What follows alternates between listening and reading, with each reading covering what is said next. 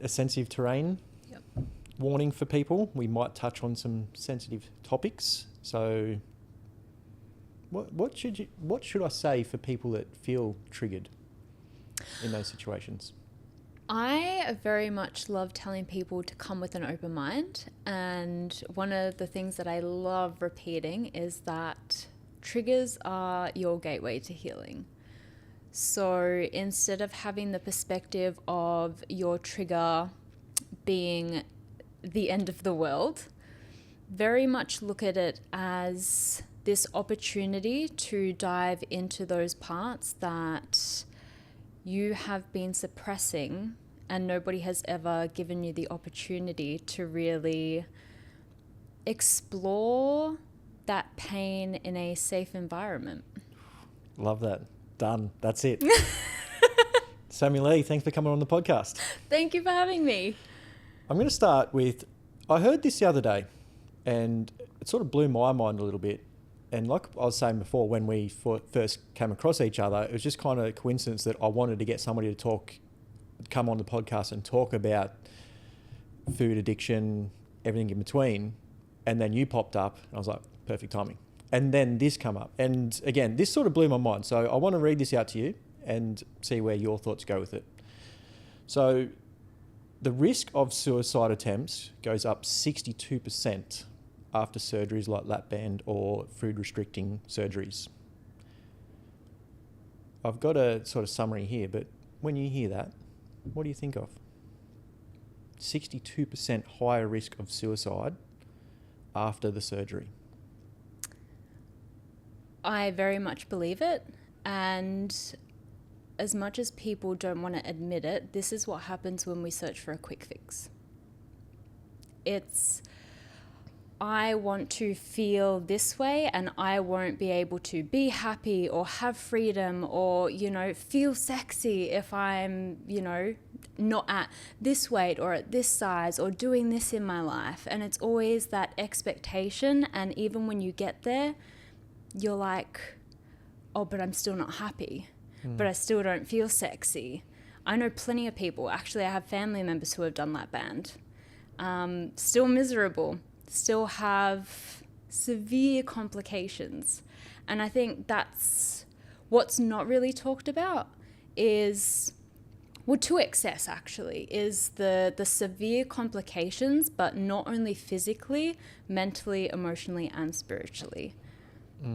Because when you go into these things, again, you're just thinking about, okay, this is going to be the answer to all my problems, not realizing that it can actually create more. And just like I said to you before, what is not addressed in the very beginning is the wounding as to why do you want this in the first place? What's missing?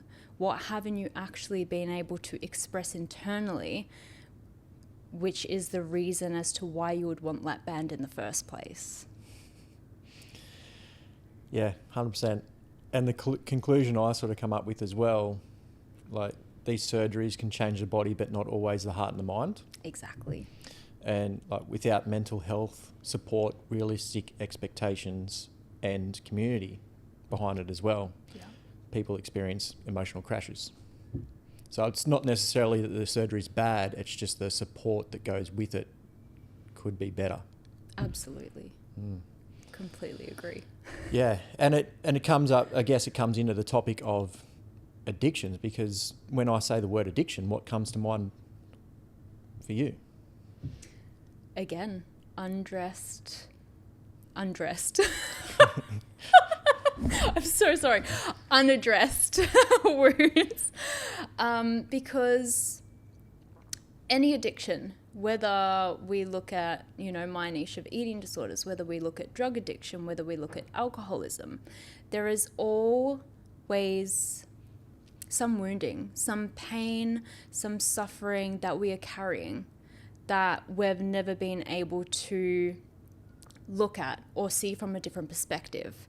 Because in this big wide world, not only do we have social conditioning, but we have generational conditioning. So one of the big things that I like to say, especially when working with parents, is that what you model, you program. And that is so unconscious that we don't even realize.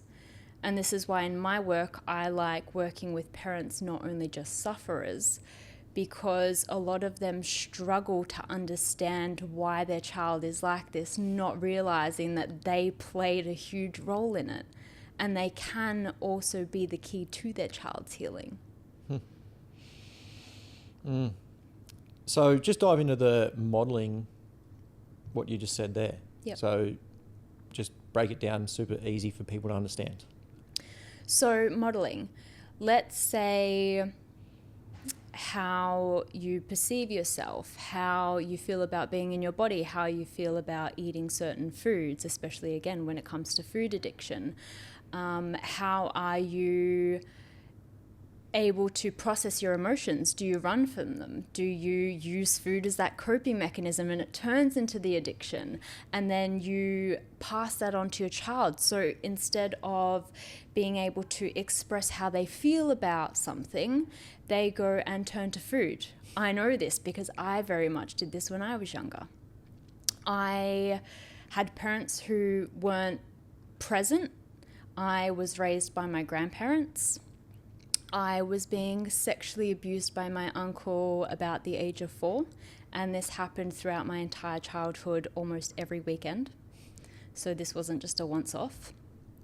And in my family, I grew up being this loud, bubbly child who loved to sing and dance and, just kind of wanted to be the center of attention, to be honest. And I always heard, "Sammie, shut up. We don't want to hear you." Like, that was very much one of the biggest things that started to form my belief that I don't want to be heard. And so for me, when I was dealing with the sexual abuse from my uncle, how was I meant to express that?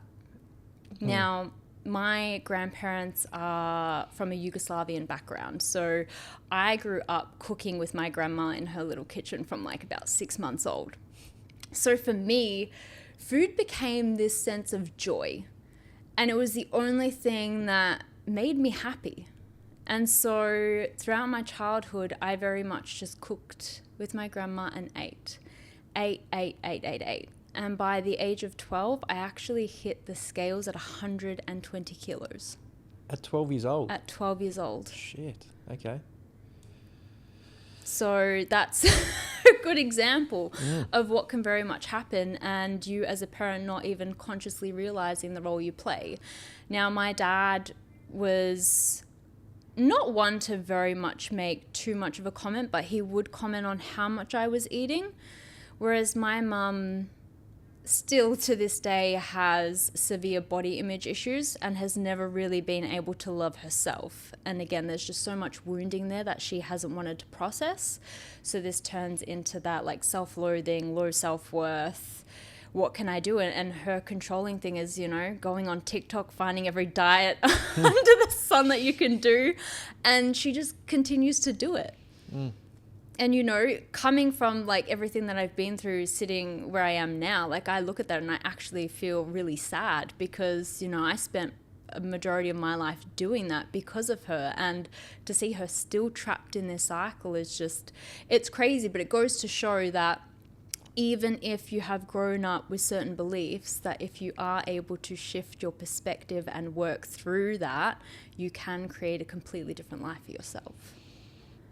So you're not held there. It's not like genetics. Like we like to blame genetics for a lot of things, but when you look at that inner wounding and what you grew up believing, you can shift that. First of all, thank you for sharing your story. You're and welcome. I said this before, I appreciate you going through what you've been and then be able to come out the other side, talk about it, but then also help people to go through similar things. It's always good in hindsight, like obviously going through those scenarios like when you were, 120 kilos and then obviously you've dropped completely the other way. In that situation, you wouldn't have been able to see what's going on. So obviously now you can look back and see what's going on, and that is very powerful. It's trying to catch yourself in those moments. So if you were coaching somebody, how would you get them to notice that modelling that they're doing in the now to, I guess, influence their children or whoever is around them. Absolutely. So this is very much where I like investigating. I always used to want to become a forensic investigator, but I pretty much do that in my work now, without all the scientific stuff. So we go in and we very much look at, well, probably one at a time as well, because you don't want to overwhelm people. What is their one stressor, is what I like to say, at the moment. So what is the one thing that keeps repeating itself, or what is the biggest thing that's troubling you? And they'll come up with something. And then it's like, okay, now we go deeper. This is the part where a lot of people can hold resistance. But I truly believe if you are a empathetic and compassionate coach, you are able to really hold that space well, where they're able to surrender and just lean in instead of lean out and just continue to hold that shield up. Because at the end of the day, we build these coping mechanisms as a form of protection, a form of survival. That's very much what my eating disorder was as well. And it was like, I need to do this in order to survive. I need to do this to protect myself. And you're right, you don't see it. I didn't see it. I had no idea. I said this to you before. It almost felt like one day I woke up and got diagnosed with an eating disorder, because it's in these little things that you end up doing each and every single day to cope that blows up into this big thing that you just sit there and be like, how did I even get here? And none of us really realize until we do hit that rock bottom point. And this is why I know people can cringe at, coaches, right? But we are here for a reason. And I truly believe it only takes one person to really help shift your life. And I tried going it alone for so long. I tried reaching out for help and was failed by the medical system for so long. And it wasn't until one person did walk into my life and actually asked me 4 simple words that shift the trajectory of my journey. And it was as simple as, what happened to you? Because along my journey, nobody had ever asked me what happened. It was, why do you do that? Why don't you want to eat? Why won't you just eat a burger? Why can't you have this? Why can't you do that? Nobody ever got to understand my pain. Nobody ever provided that safe space. I had no idea what it was like to actually open up about my emotions. So for me, I was like, what the hell? Like, this woman's actually seeing me for more than my illness. And I think this is where we go so wrong in the world, because so many people are going to their local GPs and being just told to go lose some weight or go eat more food if you need to put on weight. Like, our deeper issues are always being dismissed. We're not being taken seriously. And like, I get it. They are a one person. They're not trained for this type of thing. And I think that's why I value the work that I do, because I understand the depths of it. And a lot of people don't want to go to depth. And so going back to my forensic investigation, I very much have to dive deep into the why. The why is the big thing. So when we can really dig deeper and deeper into, okay, why do you believe this? What happened to make you believe this? If you can take yourself back, can you pinpoint where this first began? And usually they'll know. That it's just something that has never crossed their mind again, because they've never been in a place that's provided that space for them to allow themselves to open up. Because we live in a go world. We wake up, we eat breakfast, we go to work, pick up the kids if you have kids, go home, cook dinner, get ready for bed, and just do the same thing on repeat. As I was saying earlier, like, routine is good, but routine also can sometimes restrict us from other openings, other ways of doing things, other ways of thinking, because we just are on autopilot.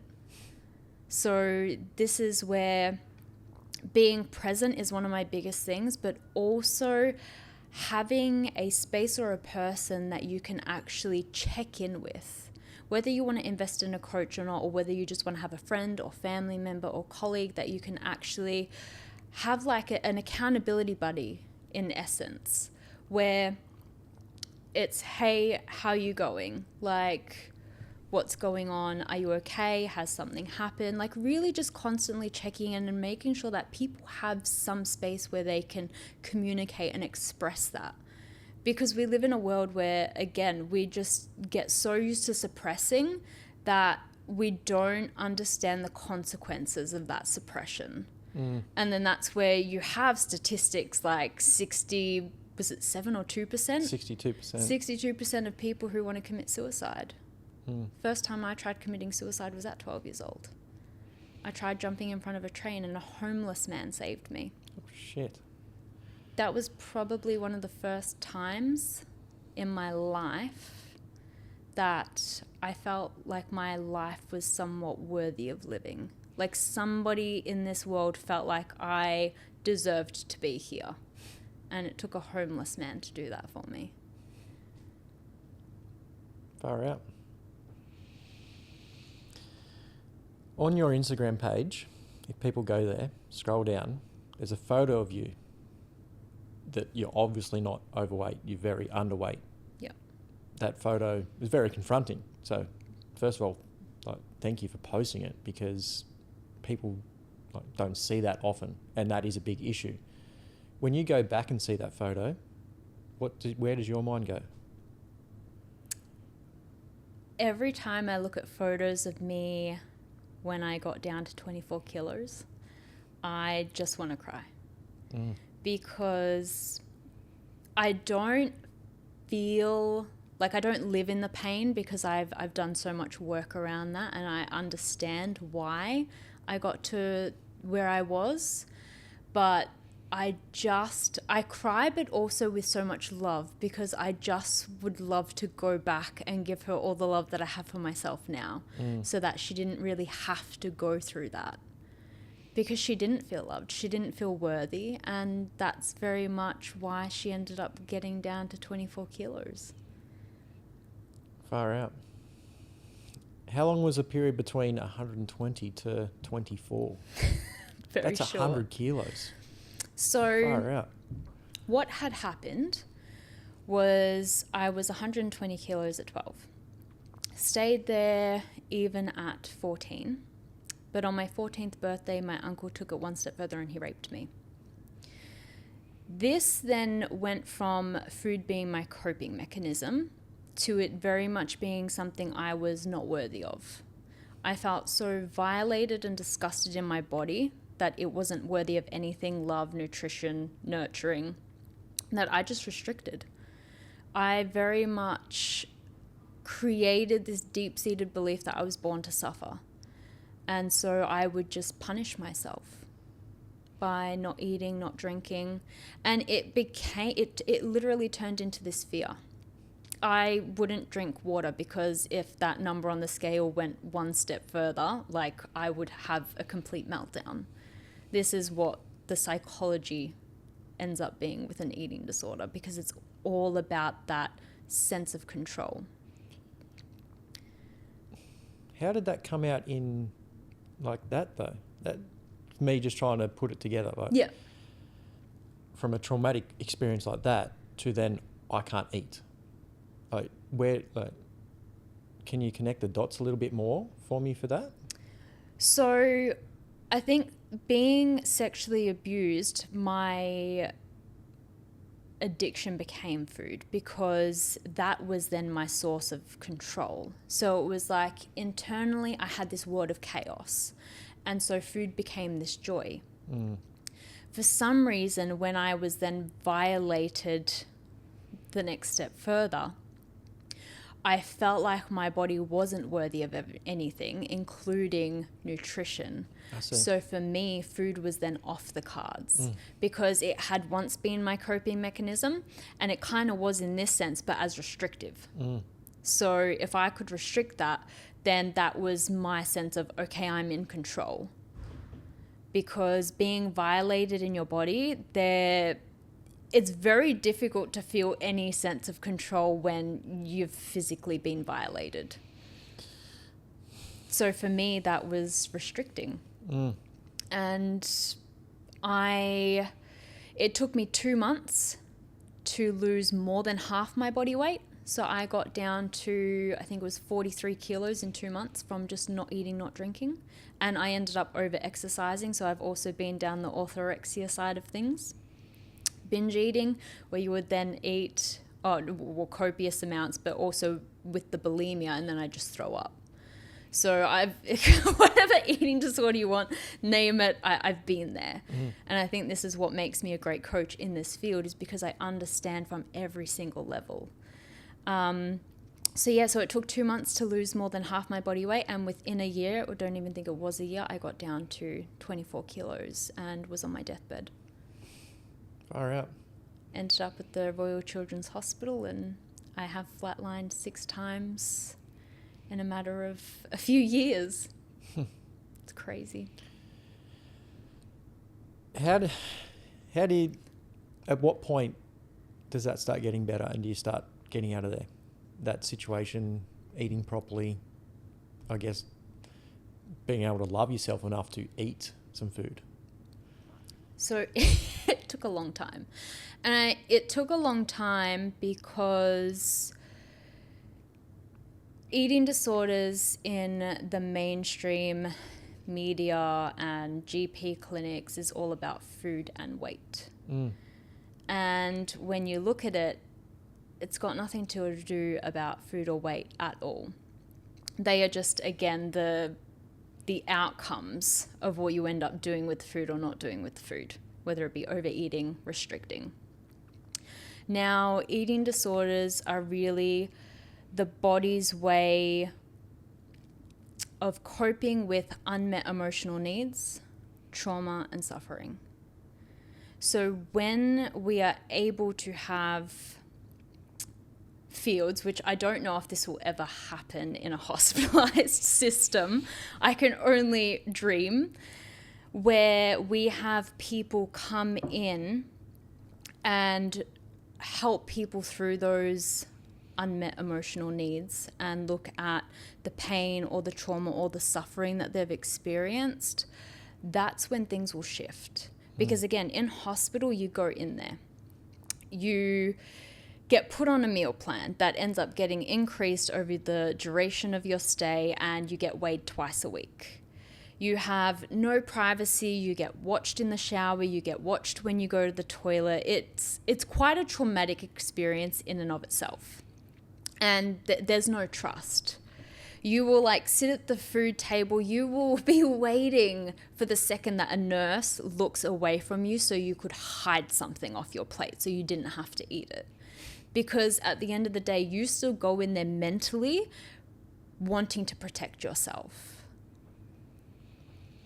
And when that's not addressed, you just cycle in that system like I did for so many years. I was literally that hamster on a wheel.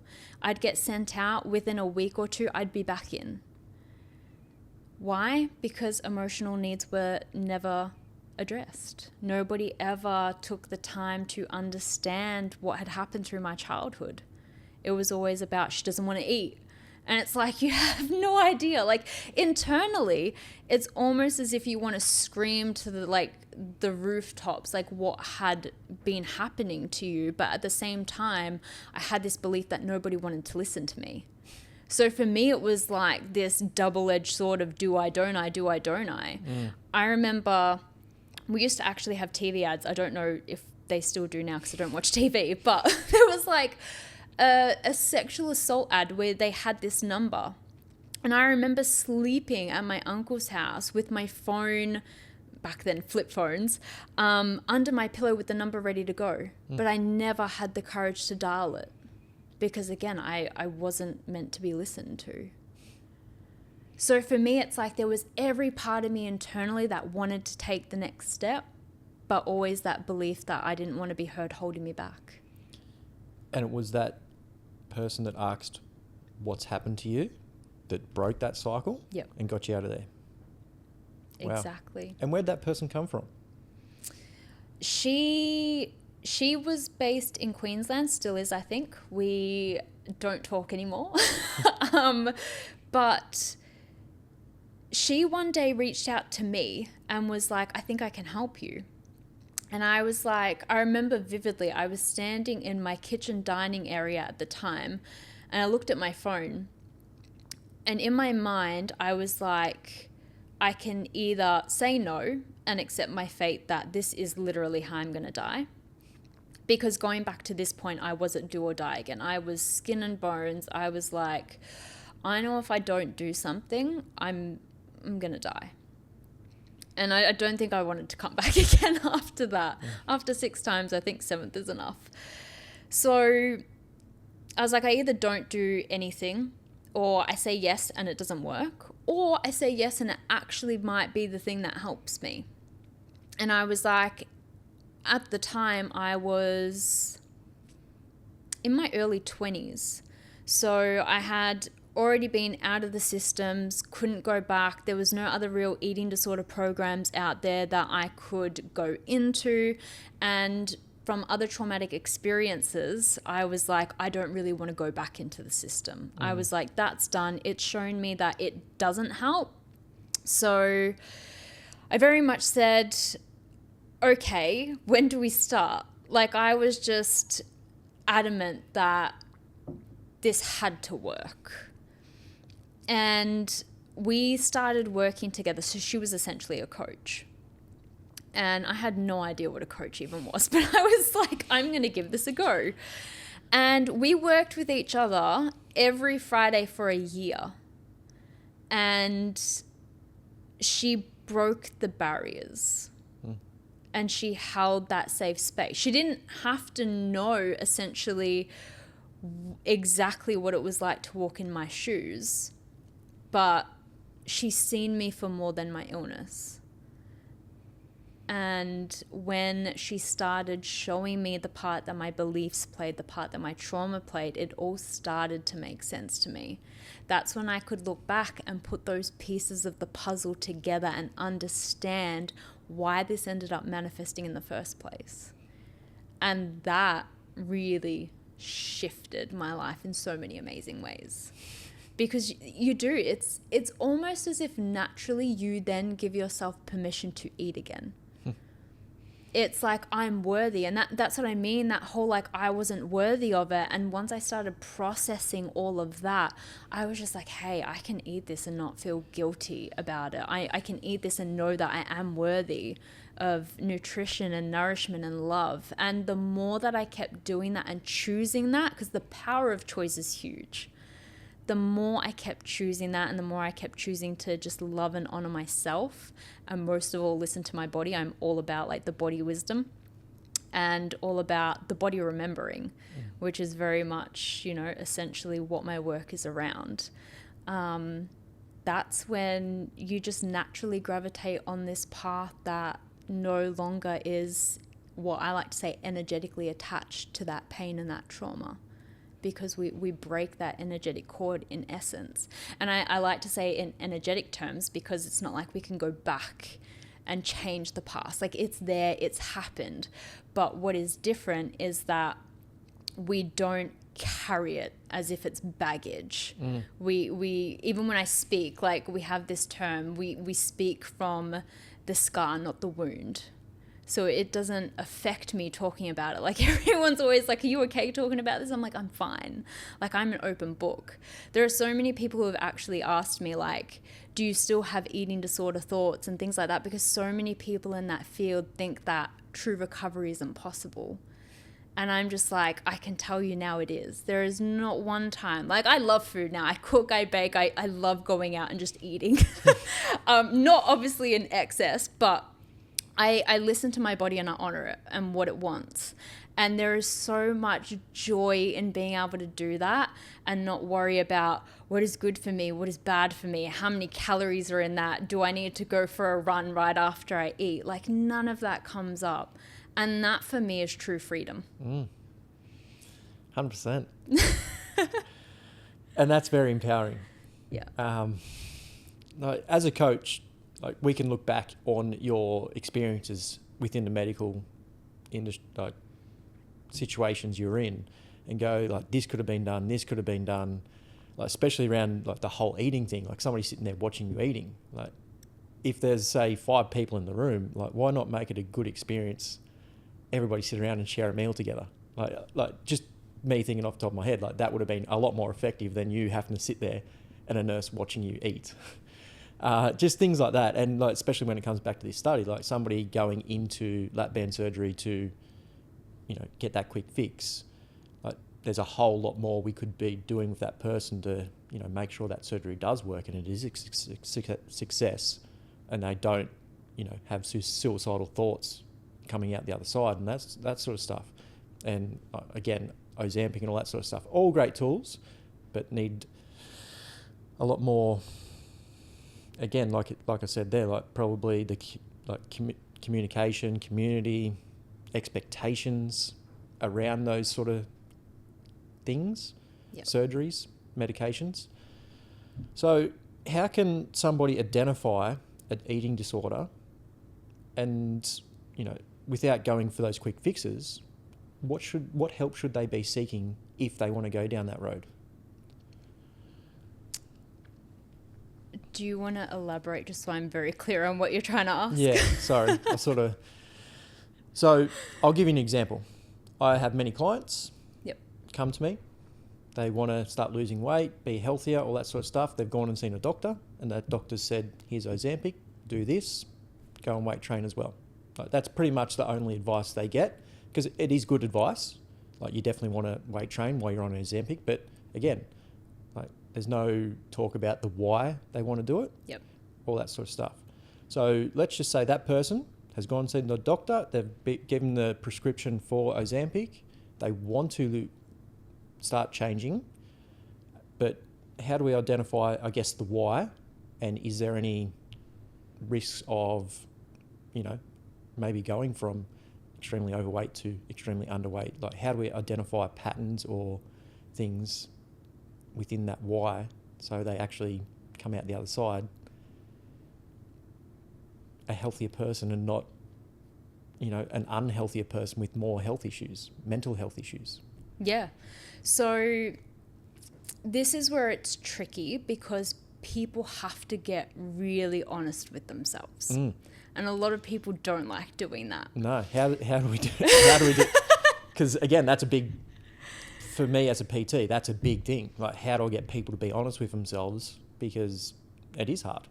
And this is where I think creating a space for them to really feel safe in opening up about the why and really asking the right questions and not kind of touching surface level but going deeper. Because you can ask them, you know, what have you done to get here? They could lie and say, I've done everything under the sun. Gone on all the diets, I exercise every day, and you know, of course the GP is going to be like, I don't believe you, but if you want Ozempic, I'll just give it to you. And again, it does become that quick fix. I once had a client on Ozempic and thank goodness she got herself off of it. But I think this was the thing. She also didn't realize that it was a lot of the unprocessed trauma that she had been through that nobody ever gave her the space to really open up about. And she kind of realized that the weight that kind of lifted, now I don't know if there's any scientifically backed things, but from my own case studies with clients and even seeing this in other people, is that the body tends to also hold on to weight when you hold on to a lot of your baggage. 100%. Right? Definitely. So you'll find that there is definitely a correlation in stubborn weight loss and not being able to lose weight because you're not processing all your unmet needs. And so this is my key to really building that connection with your body's wisdom. I truly believe that when we are actually present and we take time to listen to our body, understand what it's communicating to us, and actually honoring it, then that's when shifts will happen. So it's really helping your clients understand, like right then and there, what does their body actually need? Like, do you think your body's screaming out for a bloody Ozempic shot in its stomach? I don't think so. Like, naturally, like, our bodies aren't really made for these things. They're just things that have been scientifically made for, I guess, instances where, you know, if people do want to lose weight, it's there. You know, we don't want people to end up with severe diabetes and all of those sorts of things. So I understand why it's there. But I do think there are so many other approaches we can look at first before having to do that. Because again, people don't realize the consequences. And everybody is different. And this is the thing that I say to everybody the most, is that even for me, like, I don't know my client's body more than they know their body. And that's just with everyone. Nobody is going to know your body more than you. But this is the thing, we ignore it. And if we ignore it, of course, we're never going to understand it. So I honestly think that the ultimate key is really honing into that connection with your body's wisdom. How you do that, that's a process. But it takes presence. And a lot of people just want to be like, I don't have time. If you don't have time... I was about to say the same thing. If you don't have time to take even 2 minutes to actually just sit there with yourself, doesn't matter where, just to check in, what are you feeling, what are you needing? And this is, again, the thing I think I have about my ick about routines, is that sometimes, and I've had this with clients where they'll meal prep and they'll be like, oh, but I've already got this. But I'm like, but what does your body want? But they're like, oh, it really feels like this. And I'm like, so why won't you give it that? And then again, you go, why? And then you find that there's all these little beliefs like behind it. And it's like, okay, so you're going to give your permission. Are you going to give yourself permission to have this? And it's like, yeah. And the messages you get afterwards, like, oh my God, that was amazing. Because what happens is that you'll find that if you eat the thing you've meal prepped but you didn't want it, you're still hungry, right? Because your body's like, that's not what I wanted. I'm not satisfied. So what happens? You end up going for that thing that you wanted anyway. And then, of course, you're consuming more, and then you're more likely to gain weight if you don't actually go and, you know, go for a run or do whatever you want to do to kind of like burn that excess amount of calories that you didn't need. But if you honored your body in the first place, you wouldn't have this problem. But that could be a tricky loop as well. Oh, yeah. Because all I want to do is eat cookies. Love cookies. But I have, you know, done the hard work. Like, you know, when I am craving those things, like, I go, well, why am I craving it? Yep. Like, and taking the time to understand, look, it doesn't work every single time, but say 90% of the time it works. Yep. And even like when it doesn't work, at least I'm only having one or two instead of a whole bag or something like that. But I've had a few clients, quite a few now, get in that situation, you know, where, you know, they've eaten their dinner, but again, they wanted that cookie. I'm just going to use cookies because it's my example. Yeah.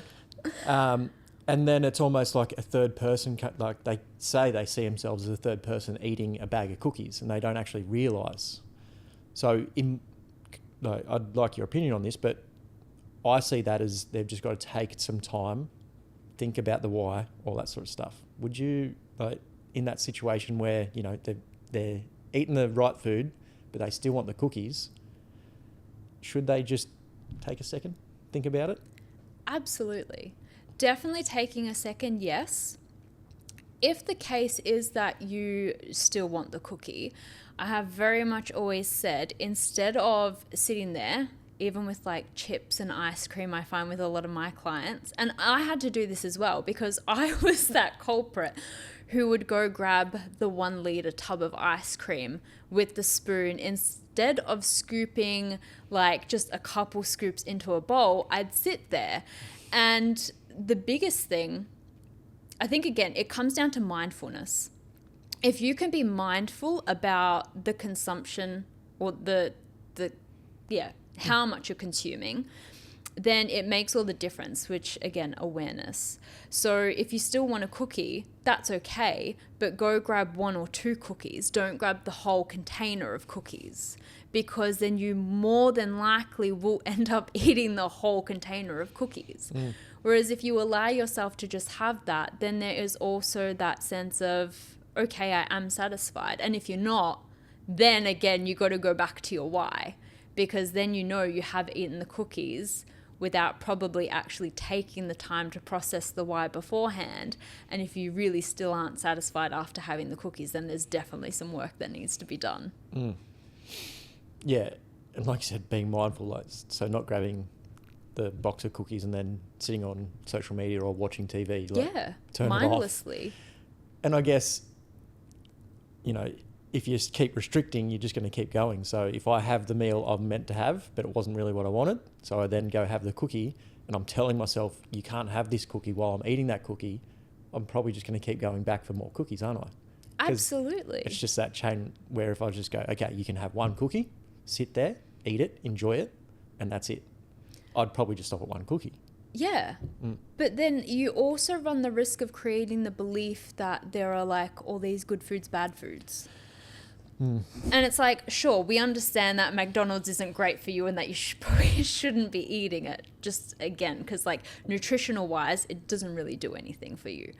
But when you then go to have the cookie, you're putting all this shame and this guilt on top of it that, you know, doesn't really necessarily need to be there. And if that's the case, then again, you need to go and explore that instead of just being like, oh, I did a bad thing. Because then you're just like reiterating that, oh, I'm a failure, or I'm this, or I'm that, whatever it is that your mind's actually telling you. And then that's just going to keep projecting onto all these other things in your life.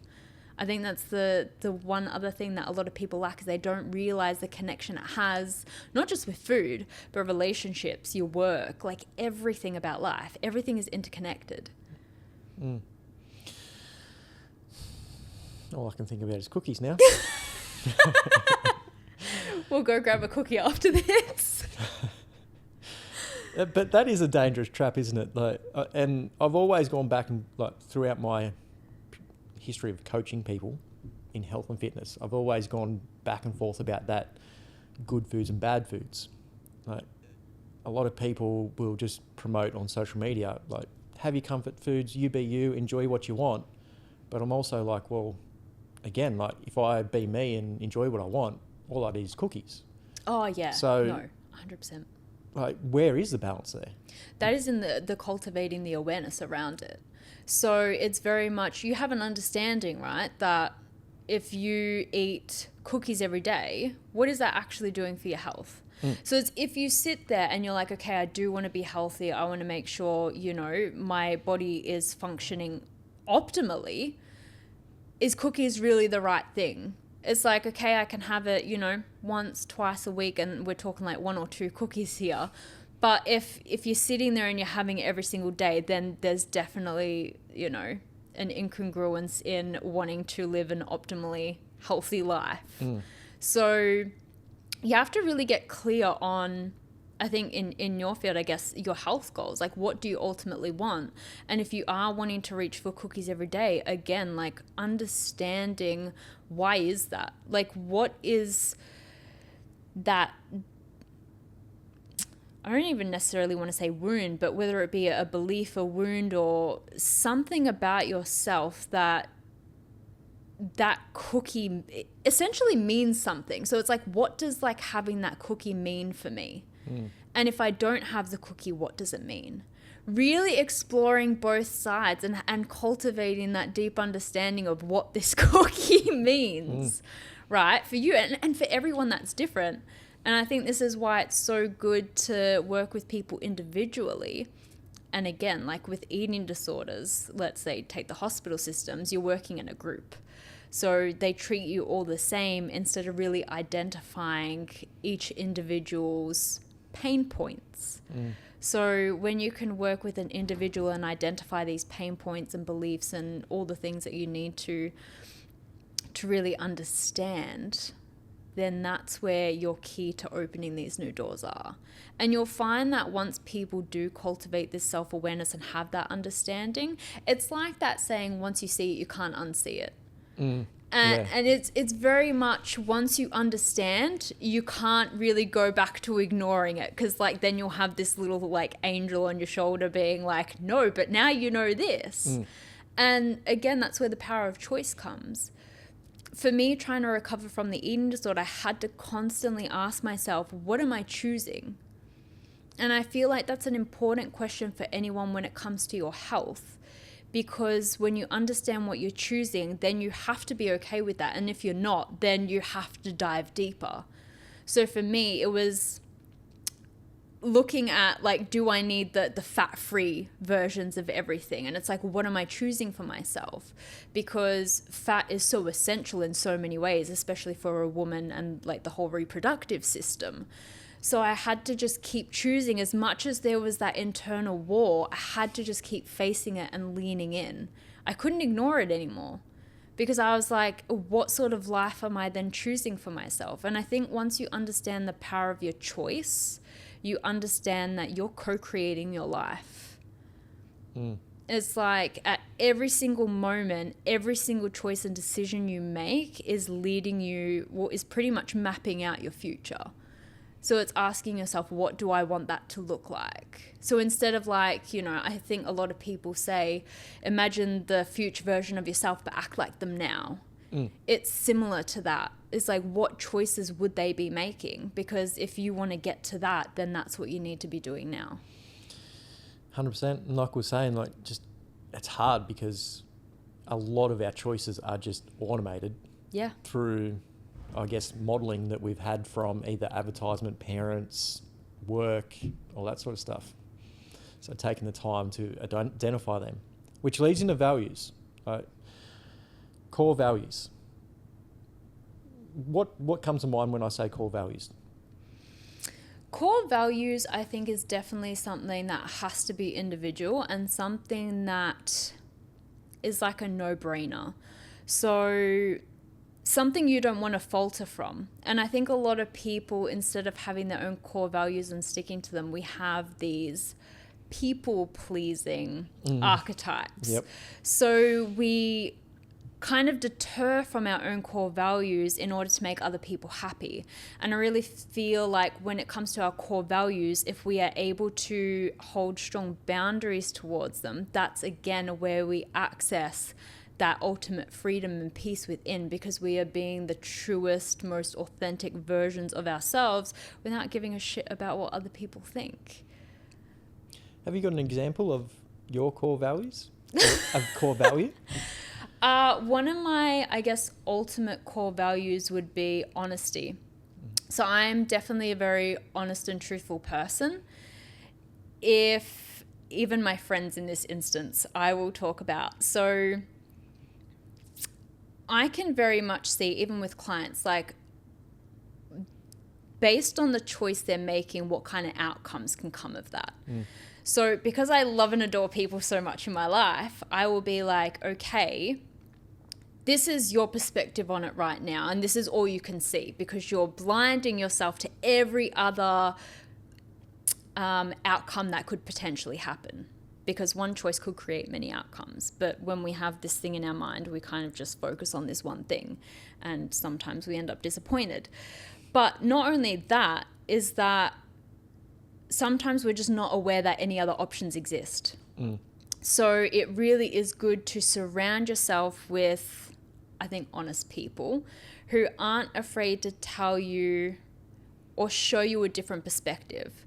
So like for me, I hate when I know, let's say for instance, I put on a top that doesn't match the color of my skin tone. And I'll be like, oh, that looks horrendous. And then everyone else will be like, no, that looks great. And I'm like, can you just be honest? Like, let's be real here. Like, it's just not working. And it's like, I value people who can also be like, yeah, that's actually horrendous. Please go change. Like for me, that's really important, because then I know I don't have like beat around the bush, sugarcoat people around me. So I very much in my core values will stick to them, because I also want to attract people like that in my life. Like I'm not here for the bullshitters. So when it comes to friends, especially like business choices, like I've had some shit show business choices in my life that, you know, have had some consequences, but you live and you learn and you move forward. And I think one of the beautiful things about experience is that you can then go pass your knowledge on to other people. So I'm very truthful in that aspect. Like I don't want to say it as like tough love. Like I'm not not compassionate or empathetic about it, but I'll very much be like, I understand this, but have you looked at it in this light? Like, how do you know that it's not this, or that this outcome will happen? And then it gives them that present moment to kind of actually reflect, because all they've ever had is all these other people being like, you should do this, you should do this, like this will get you money, this will do this. And it's like, have you actually taken the time to feel into it? So for me, like, anyone comes to me with a business offer, if they will not let me take at least 24 to 48 hours to think about it and sit with it, it's an immediate no for me. Like, that's one of my like strong boundaries and core values as well, is that I need time to process and sit with myself. Like, I value that. So that is also very important for me, where like I have one friend in particular who's just like a yes person, and then like, you know, she's been burned a lot, and I'm like, this needs to change. Like, I've worked with friends as like a coach essentially, but they also value that in me. And I think a lot of friends will say they value my honesty. From what I hear, core values are you knowing yourself. Absolutely. So it's not necessarily, because I think a lot of people get disheartened when they don't know what their core values are. Yeah. But it comes down to knowing yourself and knowing what you want, or who you are as well. Yeah.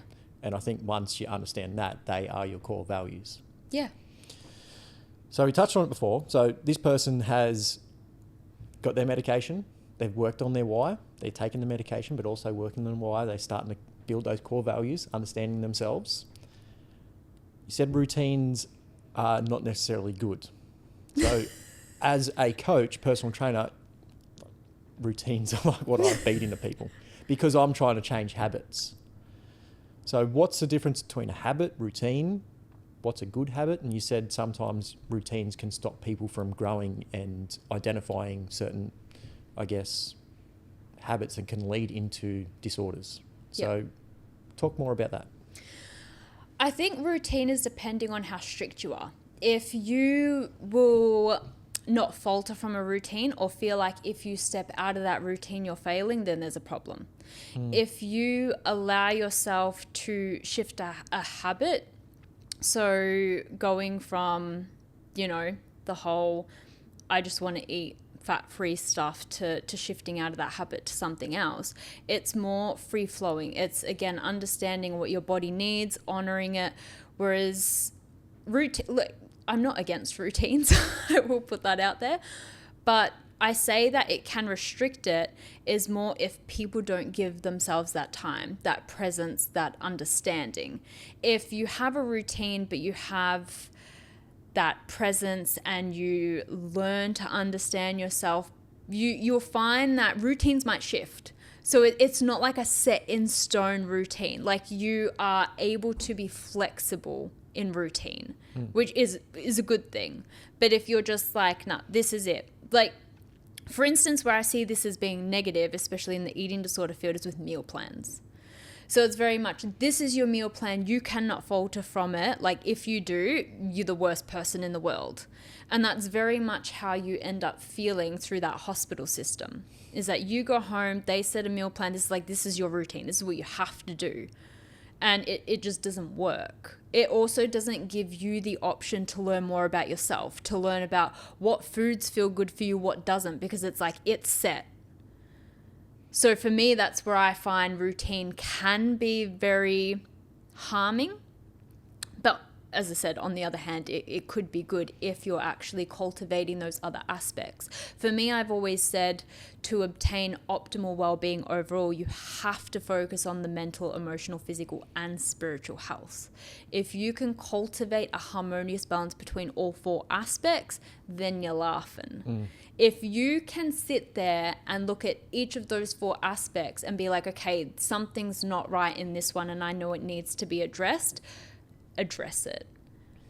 Like, I think the more you can learn to do that self-work, and it's not like you have to sit there for an hour journaling and doing all these things. Like, you don't have to go take a yoga class or do breath work or go jump in an ice bath. Like, a lot of those things, they're great tools, but it doesn't mean that you have to do that to be doing the work.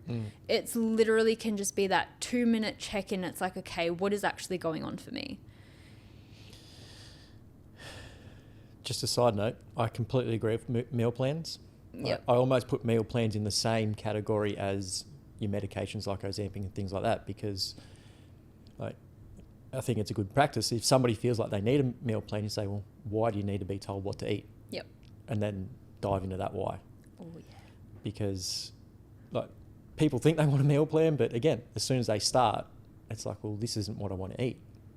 But this is what you have to eat to stick to the meal plan. And that's a whole, I'm not a big fan of them. No. Obviously for certain athletes or stuff like that, then there's a certain goal you have to sort of abide by the rules to achieve a certain goal or become like some sort of performance goal sort of thing. Yeah. But for the general public, worst things ever.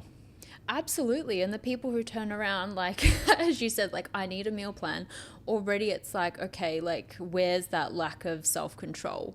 Like, let's dive into like this immediately, because you're already thinking that you need something or you need to be told what to eat. There's definitely already something there that needs to be explored. Yeah. Like, for me, that excites me as a coach. I'm like, yes, let's do it.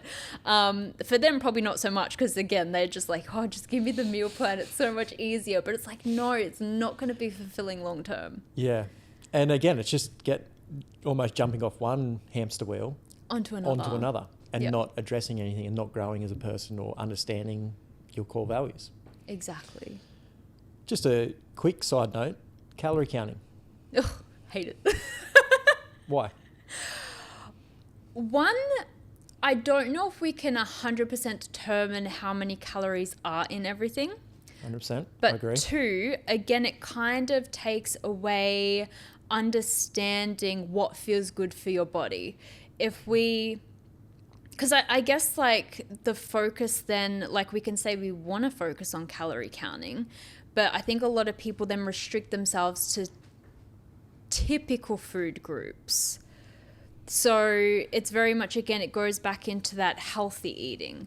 Or if it is about not so great foods and still having calories, then typically people attach that with, then I need to go and burn these calories off. So it really isn't, again, about enjoying the food and the experience. It becomes solely about that external, like, what is this food, or how many of these calories are going to do what to my body? Like, am I going to put on this amount of weight? Do I have to burn this? Like, that's why I tend to not like focusing on calories, focusing on what feels good for your body, what fuels your body, what makes you feel more energized, what makes you feel more sluggish. And really going based on that. And even with movement, it's like, what feels good for you? For a lot of people, they don't like the gym. Other people love it. You know, some people love doing yoga. Other people love just going for walks. And that's why I'm all about doing, in that sense, what your body wants and what feels good for it.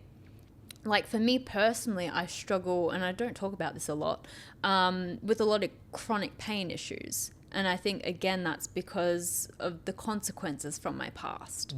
So at 21, I actually woke up paralyzed from my waist down and was told that I'd be in a wheelchair permanently by 25.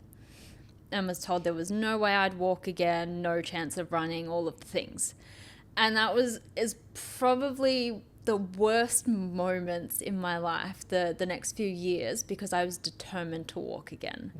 And I think anyone who's been told that you're never going to walk again and has, I think would understand how painful that journey is to literally retrain the body to do things that, you know, doctors have told you can't do. I think not even just physically, but mentally, because you have everyone around you saying, no, but the doctor said this, why bother? And I'm not a person to give up. I'm just like, let's go. Like, I honestly think I'm here because of that. Like, doctors were telling me that I'd never make it to my 18th birthday.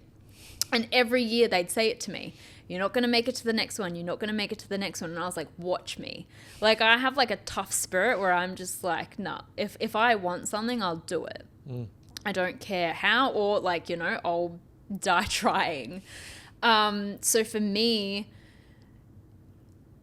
like the gym essentially is like, I can go easy, but I always have to listen to my body and what it wants, and I don't push myself. Like, there are so many times where I would beat myself up because I wasn't able to just go do things that normal people my age could do. And I had to, again, do a lot of inner work around that and understand that this was just part of my journey, and that if I keep trusting myself and leaning in and just putting in the work, that I'd get there one day. And now I can walk and run and do things. But yeah, I do have my limits, but I don't let that stop me. Like, technically people would say I have a disability, even though I don't look like it, but I don't identify as that. And I think in this day and age, we are so caught up on identities and labels that's a whole nother topic to dive into, because we just want to feel accepted and we want to feel like we belong somewhere, and we don't realize the consequences of that identity either. Yeah, that is a whole nother topic. But I think it just comes back to like doing that inner work. Like, why are you looking externally for that validation and putting yourself in some sort of label when you're just you? Like, rather than trying to identify and find external things, like, be happy with yourself, do that internal work, and you'll find those core values, and then like, that's who you are. And why is that not okay? Exactly. I think there's actually a really good quote by Marianne something. I can't remember it exactly, but she very much goes to say something on the lines of, the greatest fear we have is our own power, essentially. Like, that we probably fear most that best version of ourselves. That quote come up about 5 or 6 episodes ago with another guest. There you go. Yeah. And it's so true. Yep. It really is true. And I found that along my journey, and I feel like I embrace every time that is triggered in me, because it opens up that door to then step into a whole new level. You know, I couldn't have dreamed of being here 5 years ago. There's no way I thought I'd be sitting here in front of you doing a podcast, let alone, you know, now doing speaking engagements and already looking at doing world tours speaking. Like, that blows my mind. But anything is actually really possible if you truly believe it, but again, do the work to get there. So let's wrap up. You have complete control over every single person in Australia. They have to do what you say, but you can only give them one thing that they can do every single day. So the whole population has to do this one thing. What would it be? Be present. How? Live in the now. But everybody has to do, like, you have to give them a thing to do. Like a thing to do. I guess it would definitely come back to checking in with yourself and where you're at, and addressing what needs to be worked on in the moment, because there is always something. There's always something. No matter how far you've gone, there will always be something, because I think the biggest thing that people don't realize is that we are here to evolve. We're not here for like the mundane 9 to 5, just do the whole thing on repeat. Like, we are all here for a reason. We all have our own evolution, and the only people stopping us is ourselves. So really taking that time to check in daily and look at the one thing that is grilling you that day, work on it. And I think if everybody did that every day, the world would be a different place. 100%. Do you recommend journaling, meditation? Absolutely. I think everything is good for a tool. And as many things that you can do that you feel aligned with, that you feel like have some positive impact, do it. Utilize everything you can. There is so much out there. And that's what I'm saying. There's an abundance of things that people would turn to. You just have to be willing and open to do them. Like, for me, breath work. I actually used to think it was just like breath exercises where you just sit there and you breathe in, you breathe out. But I learned through a friend that I met last year. His name's Bryce. I'll give him a shout out.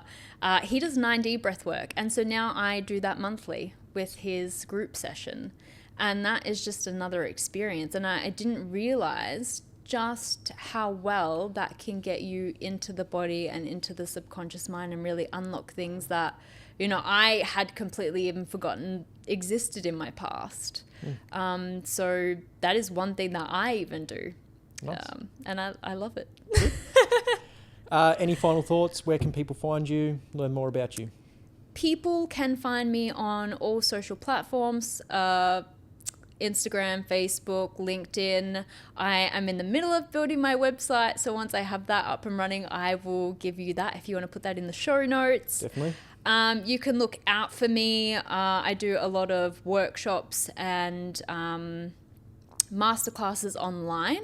I want to be taking them in person, so definitely if you're in Melbourne, look out for them because I will be around. And I do a lot of speaking engagements too, so public and private. So if anyone wants to hit me up, I'm also on Crowd Pleaser.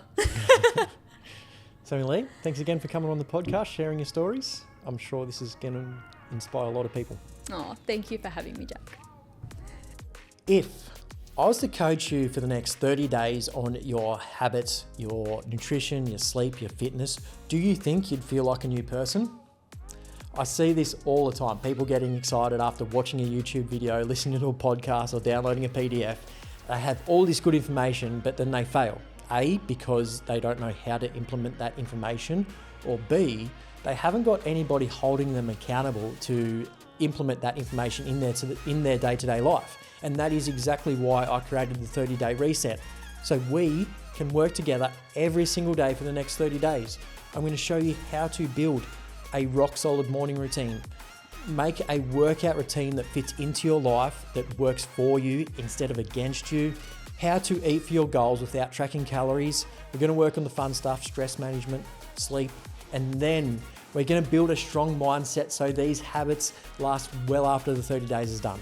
I am obviously excited to help you in this next 30 days. So let's get started. Stop watching the YouTube videos, podcasts, all that sort of stuff. And let's just start making real change that lasts for the next 30 days and beyond. Okay, stop waiting. Let's get into it. Let's go.